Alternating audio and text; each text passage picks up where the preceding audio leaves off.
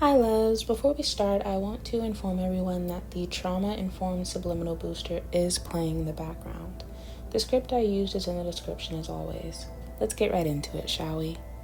Let's immediately deglamorize what manifestation is. If we lived in a world where every single person was born with innate baking skills, then manifestation would be as natural as making a cake is in that world.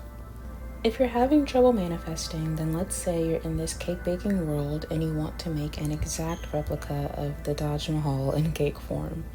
Your family is known for making sheet cakes, so you've never done something like this before, but you know it's something you can achieve. The real issue is that the complicated relationship you have with your mind, body, and all of its hidden beliefs may cause you to stop yourself from making that cake.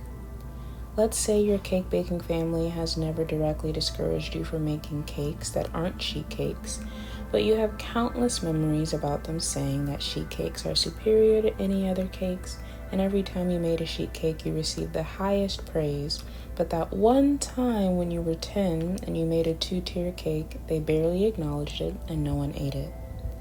This behavior conditioned younger you to only make sheet cakes because it's only natural that a child desires some sort of approval and praise from their family. As we get older, the adult version of us is able to see situations more clearly, and we understand that not everyone will approve of all the things we want to do. But if we never go back to our inner child and validate those original feelings in that moment we felt unsupported, then we remain unsupported children stuck inside of an adult body that's forcing us to do things we're uncomfortable with. In order to manifest, we need to support our inner child so that when our adult body takes the steps to live our dreams, it feels like self-alignment for the inner child rather than self-abandonment or rebellion. So, how do we do that? The subliminals that I create here are specifically meant to bring awareness to the emotional world that your inner child still lives in. Every single thought you have can be felt in your body because it is directly connected to your emotional body. Therefore, listening to your body is the most important thing you need to do in order to deeply understand what you're manifesting, how you're manifesting, and why. In order to listen to your body, you have to build a connection with it. If you feel like you need some guidance on that specifically, we can cover that in a different video. For now, let's dip our toes into this exercise and see how our bodies respond. In theory, getting the most out of these subliminals is easy.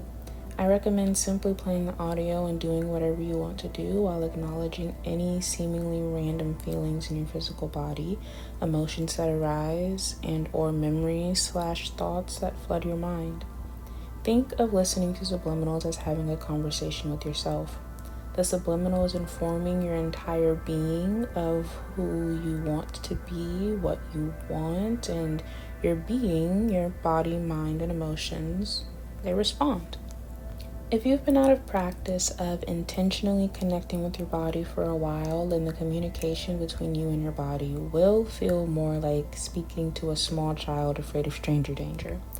It's a bit awkward and you might not get much more than a discomforting hi and bye. In the beginning, it may help to think of your body as your inner child trying to communicate with you in a secret language that only the two of you know, but you forgot. And the only way to relearn is to keep being curious about your inner child. If your inner child had no one to talk to when you were growing up, then you need to become the person they talk to and validate all those feelings from every single moment you felt alone as a child. Your inner child remembers all adults that didn't respect them, and if you don't respect them, then you simply become another adult they can't trust instead of being the adults they want to be. And if your inner child doesn't trust you, they won't trust you to manifest things that actually make them happy. When you're listening to subliminals, visualizing your dream life, etc., do you feel any movement or tension in your body? Does a random memory come to mind?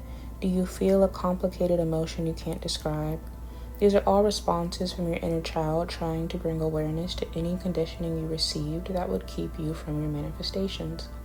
You don't need to intellectualize these responses enough to have a response of your own, just enough to be empathetic towards your inner child's feelings. Your inner child doesn't need you to fix their insecurities.